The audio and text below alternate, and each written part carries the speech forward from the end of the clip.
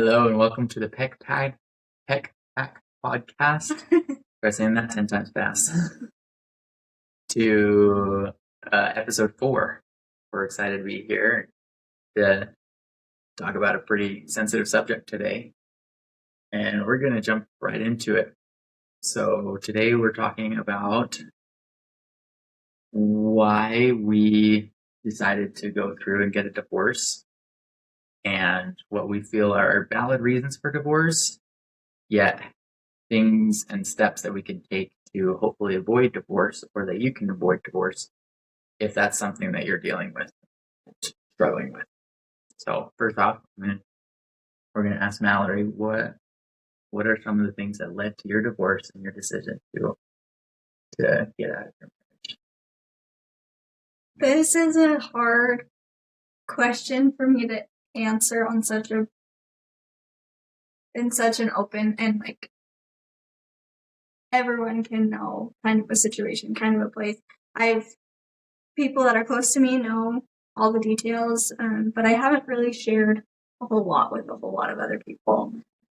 I've been careful to be really sensitive to my ex and my daughter and what I've shared, but I think it's time to be a little bit more open and share what got us to that point. When I got married, divorce was nowhere in my vocabulary and my idea of what was going to happen in my life. It wasn't really an option. I always said the only reason I'd ever get a divorce is if I was being abused. And throughout my marriage, things got really hard. And it still was not even in the realm of possibilities for me. That's not who I was. That's not what I was going to do. But eventually, about a month before I asked for a divorce, it became very obvious that it needed to be on the table. I needed to consider it. So throughout my marriage, there was a lot of dishonesty, a lot of broken trust in a lot of different areas of our life. And that was overwhelming and traumatizing in a lot of ways. Made it hard for me to trust anybody, made it hard for me to believe that I was going to be emotionally or financially safe in my life, in my marriage, especially at a time where I was going through miscarriages and pregnancy and all of that. I needed that stability and I was not getting it.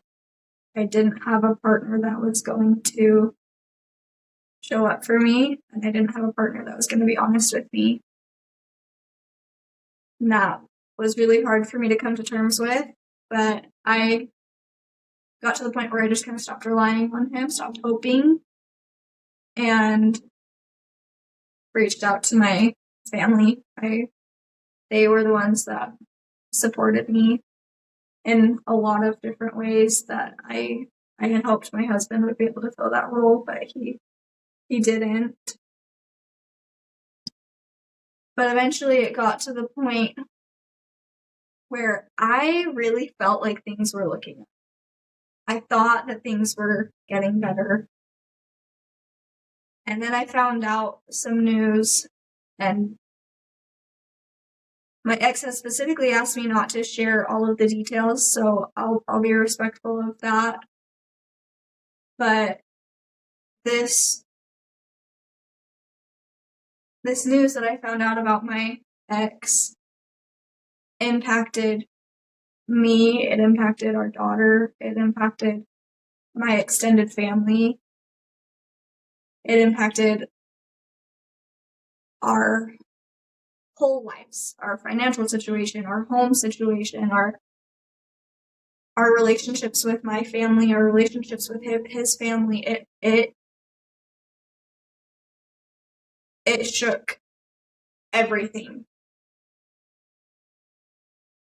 And it got to the point where I was clinging on as tight as I could. I was just trying to white knuckle my way through this marriage to get to a better point, to get to a place where we could finally have some solid ground under us. And this was right before Christmas in 2024. And I just said, I'm ignoring it. I'm ignoring it until after Christmas because I don't know how to handle this. So I did my best to ignore it so I could have a normal Christmas. But then immediately after, I knew that I needed to separate myself from that situation. It wasn't safe for me emotionally, and I wasn't getting the response from him that I needed in that sort of a betrayal situation. I didn't feel like he was sorry. I didn't feel like he understood the gravity of what he had done. So I moved out. My daughter and I moved out. And then a few weeks after that, I asked for a divorce.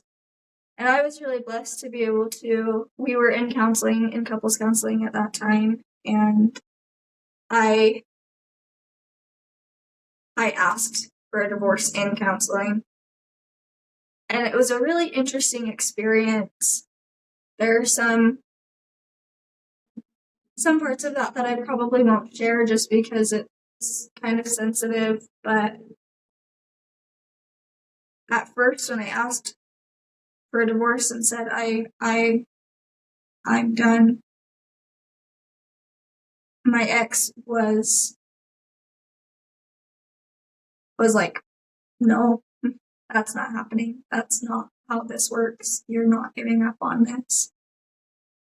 And then in the 45-minute session that we had, he got to the point where he was like, yeah, we're done. I'm done. I'm ready to move on. So I was blessed, I guess, it was hard and it hurt, but I didn't have to fight really hard for the divorce, but I did fight really hard for the marriage. I'm sure that there will be more details that I'll share throughout this process, but ultimately what led me to my divorce was repeated patterns that were damaging our relationship. My ex being unwilling to change and chronic and constant dishonesty.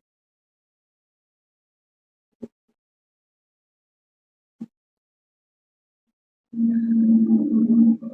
you want to go ahead and share why you got divorced? Thank you for sharing. I know that's not easy.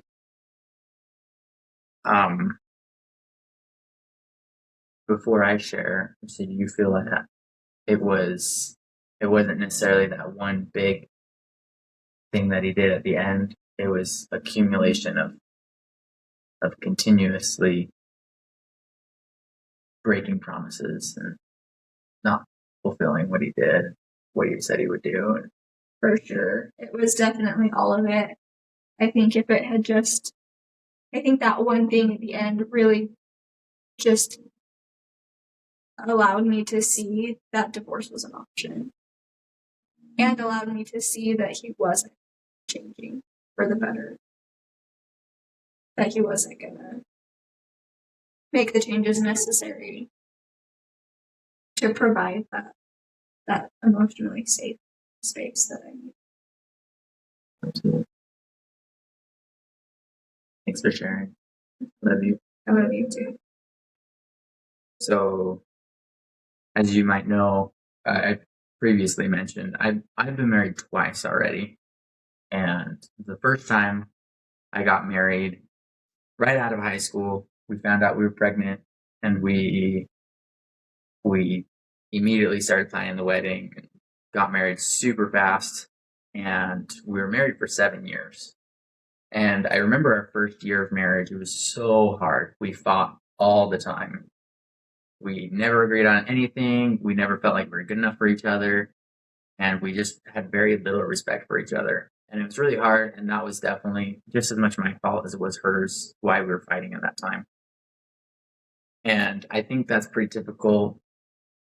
Maybe not fighting all the time, but if you start a marriage, it's really a big adjustment period to be able to learn the other person's needs and to adjust and figure out their love languages and figure out what's important to them. And it's quite the adjustment period, which hopefully if you've been dating long enough, then you can process through all those things and figure out those important things before marriage. And I really like in the 2007 talk from Elder Oaks about divorce, or I guess now President Oaks, he says the best way to prevent being married to somebody or prevent divorce, a messy divorce, is first marrying, right? Or not marrying a person like that. That's going to put you through that. So ideally, you want to find the right person right off the bat. And I feel like I didn't go through that process in the beginning. And I think she knew that she didn't do that process either. But I had made a commitment to be married, and I was going to do everything that I could to try and be better and to improve and grow. And it was really hard because I feel like we weren't growing at the same level. And that made it hard for me to be respectful of her and for her to be respectful of me, because we were definitely on different spiritual levels. We were on different emotional levels, and it was pretty difficult. Every year we had good moments. However, I think we were just definitely on different levels. And I don't want to talk badly about her because I know I made plenty of mistakes in my marriage. However, I think the difference is I wanted to work on things and she didn't. And she continuously found excuses not to be with me. She found excuses to put other things before me. And eventually she cheated on me. And after I found out about it, I was furious. I didn't know what to do, obviously. And however, I wanted to work things out because I didn't want to lose her. And so I convinced myself that it was my fault, that I needed to work on things. I needed to be a better husband. And so I read books. I communicated with her as much as possible. I did everything that I could to try and be the best husband that I thought she wanted.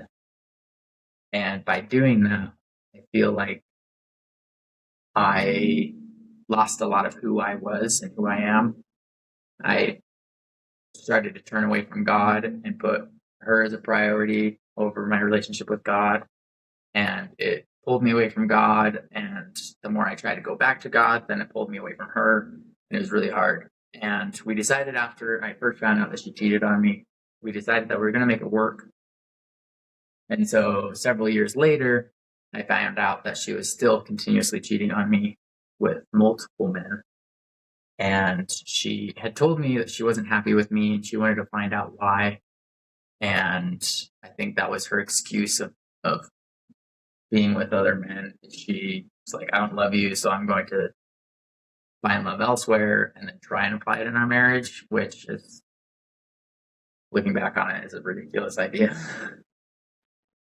And to me, I wanted to fix our marriage so much that I kept serving her. I kept doing nice things for her. I kind of love bombed her in a way, not because I felt guilty about not being good enough, but because I wanted to show her that I was good enough for her.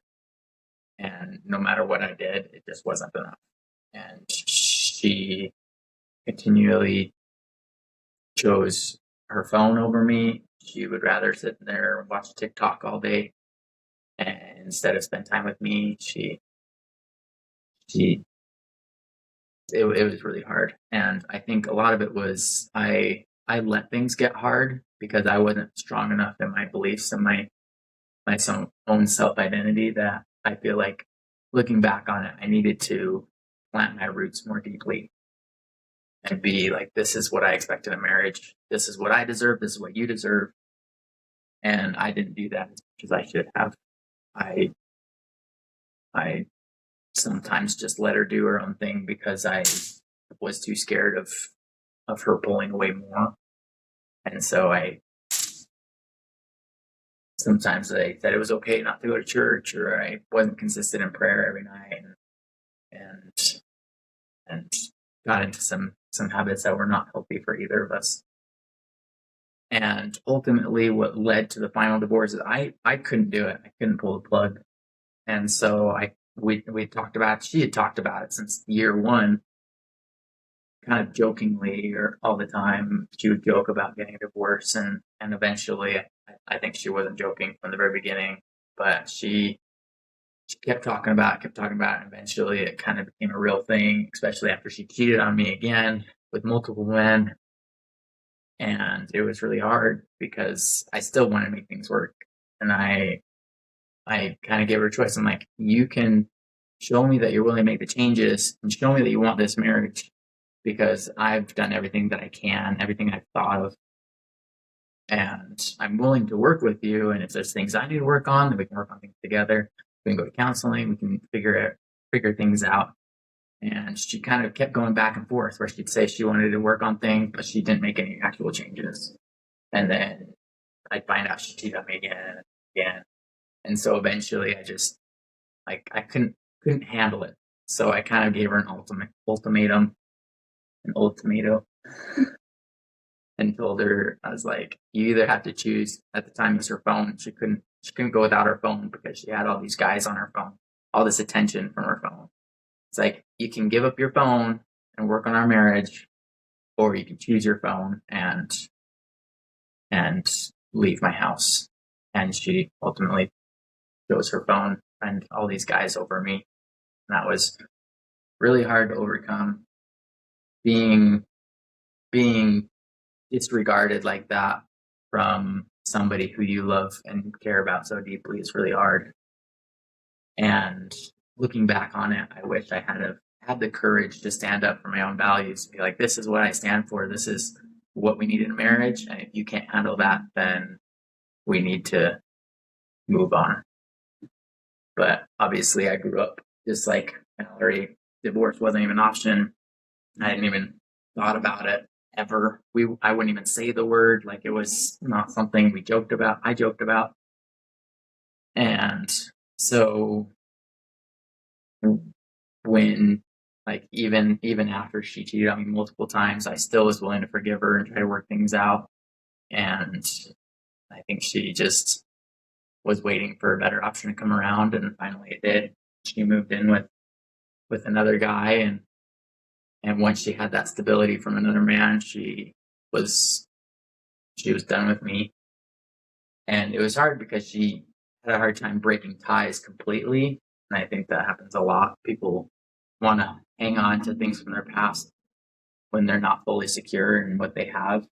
And so our divorce process went, like, she was on board with the divorce process, but she kept trying to delay it, kept trying to come up with excuses not to sign the papers. She lied about having a lawyer, and